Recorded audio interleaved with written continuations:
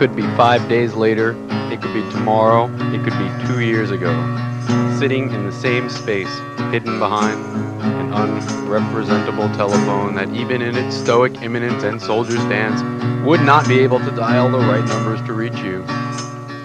My questions are always valid and always 2 days late.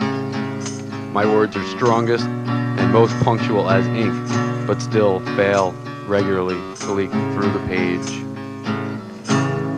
But self-analysis is not a zero-sum game, so still often I find myself finding myself over and over and over and over. And you said that's from a movie, everything's from a movie, and there's nothing to live for.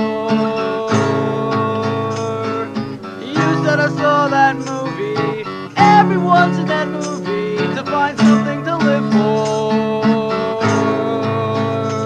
I want a big space to turn into ours, fill it with receptive ears and profound mouths and tongues sharp as wit and moist as your tear-kissed cheeks. The lies spread, the mistrust bleeds all over the place.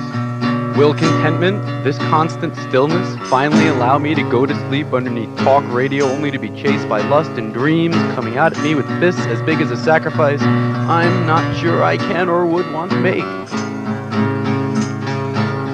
What if these decisions end up hanging around as problems for longer than I expected?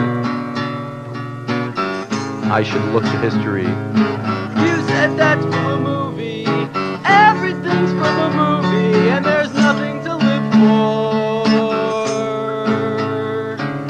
You said I saw that movie, I see a lot of movies to find something to live for.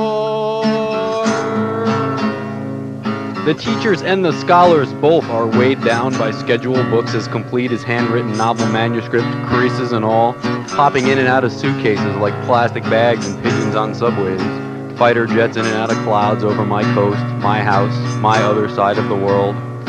Bring myself to the curb, slowly do see my footprints from 7 years ago.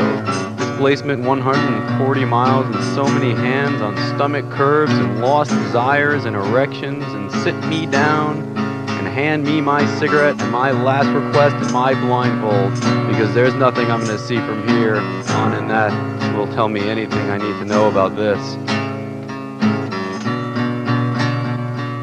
See me make that connection. And you want to tell me that logic has no place in fixing this? You said that's from a movie, everything's from a movie, and there's nothing to live for. You said I've seen that movie, me and my friends saw that movie, to find something to live for. Take me across the street to the diner down the avenue from a bar that simply waits for its third. Which one of my lives will end there? Because ends are not beginnings. Beginnings must wait for the ends to be signed, sealed, and delivered, only without regret or apathy, lest they be returned to sender, who by then will most likely not live there. See me step in front of a train for you, and tell me what the fact that I would do that would prove.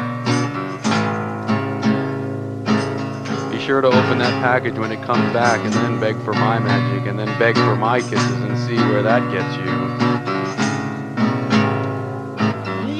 That's from a movie, everything's from a movie, and there's nothing to live for. You said I saw that movie, I've seen every movie, and there's nothing to live for. I was on a streetcar in Buffalo after selling my soul for freedom and only missed my friends and missed the plea for conditional love for a slow, honest second.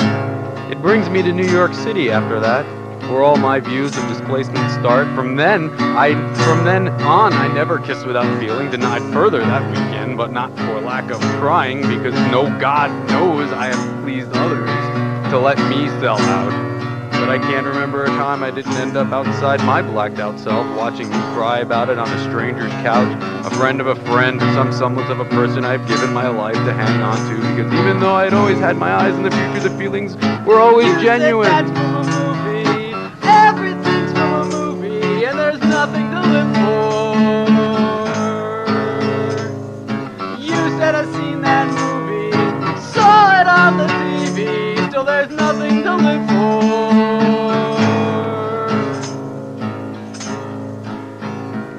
not all the time, and probably not even close to a majority of the time, but it does happen. And at the present time, I've lost interest completely in even viewing the ladder you climb, but here at the same time, I'm talking about it, and I'm worried about retention. Damn, maybe that is the zero-sum game. The more my thoughts of you go out, the more other shit will come in, the excitement, the ferocity. So will it end eventually? Because if it will, I may as well get out now, but guess what? I'm hoping that her happiness was not blindness, that the way she sees things are isn't the only way things are. I don't know what to do. Jump off the damn curb? Now there's nothing but what I want.